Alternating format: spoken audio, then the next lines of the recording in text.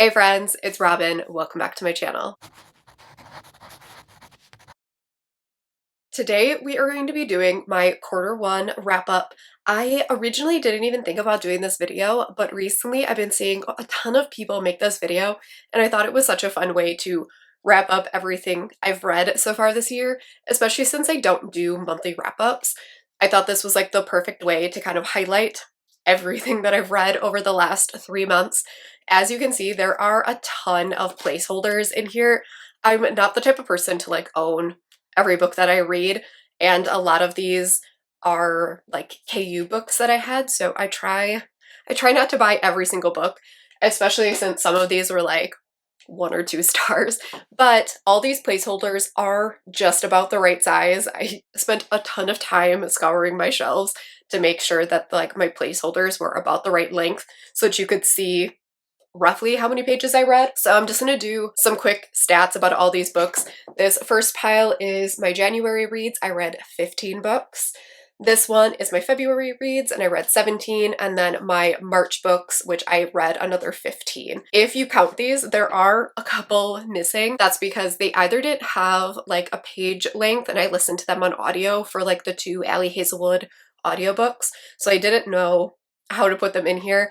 And then I read a couple really short novellas, like 60 pages, and I did not pop those in here. So far this year, I've read 47 books, which I'm pretty proud of myself for reading 47 books in the first 3 months. And it was very nearly 49. I got to like 80% in 2 books on the last day of March, and I just wasn't able to finish them. But 47 total books, that comes out to 16,974 pages. I have never read this much in my life. Part of it, for anyone who's like wondering like how I possibly read this many books, one, audiobooks, probably half of these I listened to on audio, if not more. I listen to a ton of audiobooks.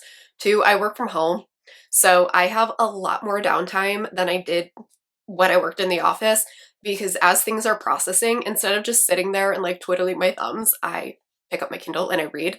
So I have a lot more downtime than I used to by not going into the office anymore. So audiobooks, I work from home. So this is how I read. Also, as all of you know, if you've been around for any length of time, I have a chronic illness and it has been flaring like crazy lately. So I have not been going out into the world very much. Even though things are now like reopening, I have had to still like stay home because I've been so sick. This is what I've read, and I actually had really good ratings. January was, I think, my worst rating. So in January I had an average of 3.93 stars. In February was such a good reading month. I had an average of 4.12 stars. That was a crazy good reading month. And then in March, I had an average of 3.97.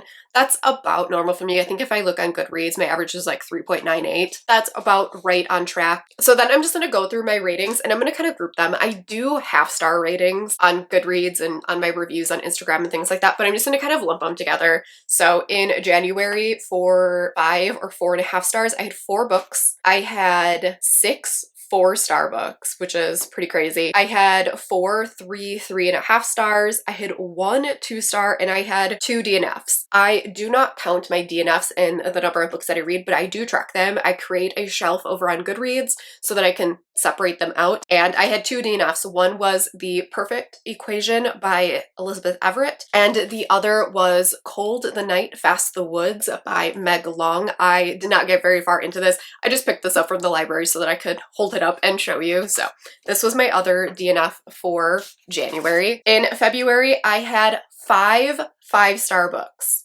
and then 8 4-star books. I don't think I've ever read that many like really good books. I did have 4 3.5 stars, and then I had 3 DNFs. I DNF'd Guild by Raven Kennedy, Edgewood by Kristen something, I'm blanking on the name, but it's up here. And then Mr. Wrong Number by Lynn Painter. I, again, don't count these, but I wanted to mention them here. And then in March was another really good reading month. I read 7, 5, and 4.5 stars. I read 3 4 stars, 2 3 3.5 stars, 2 2.5 stars, and 1 2 star. And I had 4 DNFs in March. I DNF'd Black Lies by Alessandra Tour, I Am Margaret Moore by Hannah Kappen, The Bone Orchard by Sarah Mueller, and The City of Dusk by Tara Sim. So that is it for the stats breakdown. I didn't want to break this down by like genre or anything because quite honestly, the only thing in here that isn't romance is these 2 thrillers,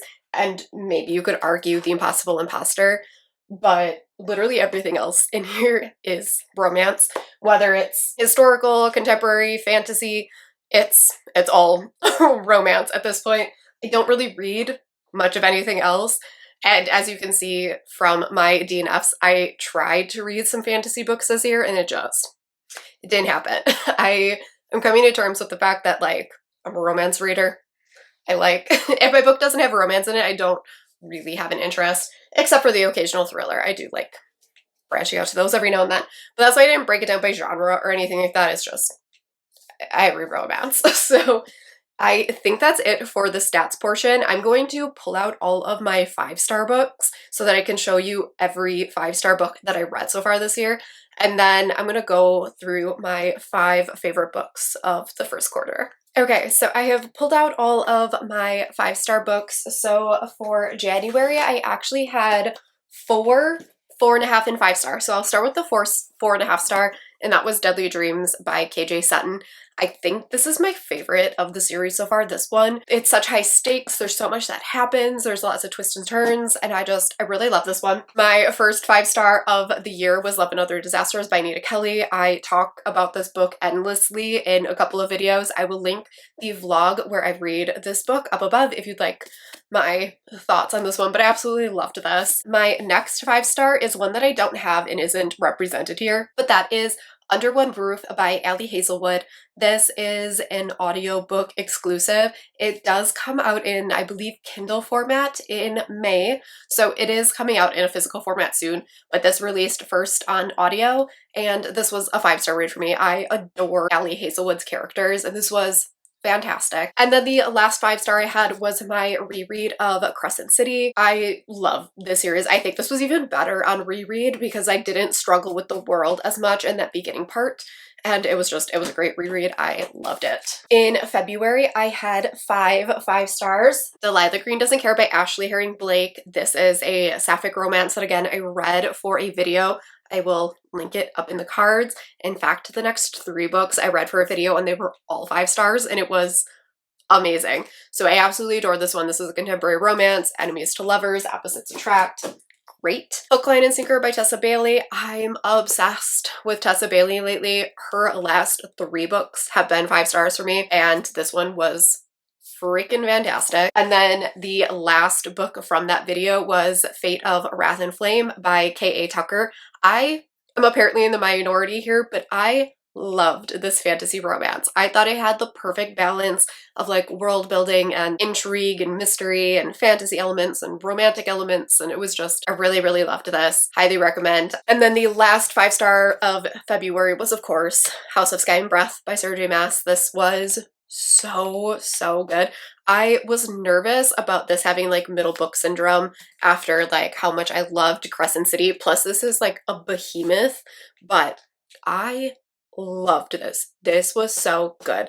And I'm still like completely shooketh over the last 100 pages in this. And then the last book that I read in February that was 5 stars was Stuck With You by Ali Hazelwood. This is the second of the novellas that were released on audio, and it was absolutely fantastic. I do think that like if I were to rank them, this is my least favorite, but they were all 5 stars, so it's like the least favorite of the 5 stars. I don't know, but I really loved this, gave it 5 stars, absolutely fantastic. And then we get to March, and March had 7 5 stars and 4.5 stars. So I'm just gonna grab this and I'm gonna quickly go over the 4.5 stars. So the 2 4.5 stars are ones that have placeholders. So they were Lovers by Fiona Cole. This is book 2 in the Voyeur series. And this is kind of a wild journey. This is MF to MMF to MM romance, and it was amazing. I'm obsessed with this series. And then the other 4.5 star I had was Frat Wars Master of Mayhem by Saxon James. Another series I am utterly obsessed with. This has one of my favorite couples of all time in it. They were fantastic. Loved them. After that is my first 5 star of the month was Queen of Shadows by Sarah J Maas. I have been rereading the series because after the Crescent City books, I needed more fantasy romance in my life. So I started rereading this series again. I had stopped like halfway through Heir of Fire and I decided to go back and pick it up. And this, I think the first time that I read through the series, I gave it 4 stars, but upon reread, this gave the next book, which has always been my favorite, a run for its money. I loved this installment. That was an easy 5 stars. After that was The League of Gentlewomen Witches by India Holton. The first book in the series was 5 stars, and the second book was 5 stars. We've got historical romance, we've got pirates and witches and magical flying houses, and it's fun and quirky and wonderful. After that was Moonstruck by Anley James. This is another book and series that I have not stopped talking about, but I am in love with the Mulvaney family and this entire series. After that was Voyeur by Fiona Cole. This is the first book in the Voyeur series, and this book took me by such surprise. I've had this sitting on my Kindle for like 2 years, and it's always kind of been one of those books where it's like one day when I have some free time, I am going to finally read this series, and I am so glad I did. I loved this couple so much.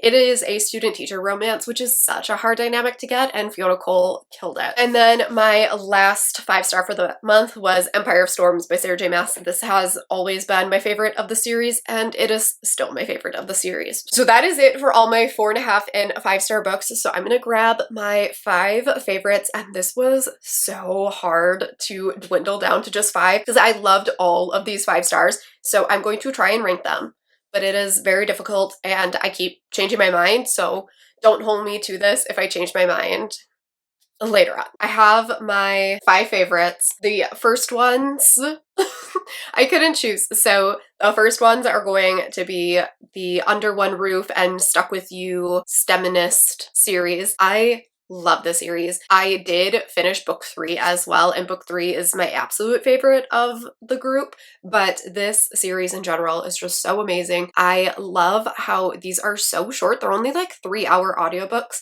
but they feel fully developed, which is really, really difficult to do in a novella. I feel like a lot of times I'm left wanting a little bit more, and in these, she hits that perfect stride of like giving them enough backstory and like romantic buildup without dwindling too long there to make it feel stretched out or too long. And we still get the whole resolution as well as plenty of steamy moments. And Ellie Hazelwood did such a good job with the series. So these two are in the 5th spot for my favorite books. In the 4th spot is The League of Gentlewomen Witches by India Holton. I'm just obsessed with this quirky series. It's so different. So every time I pick up one of the books in the series, I know that like it's not going to feel like everything else that I've read.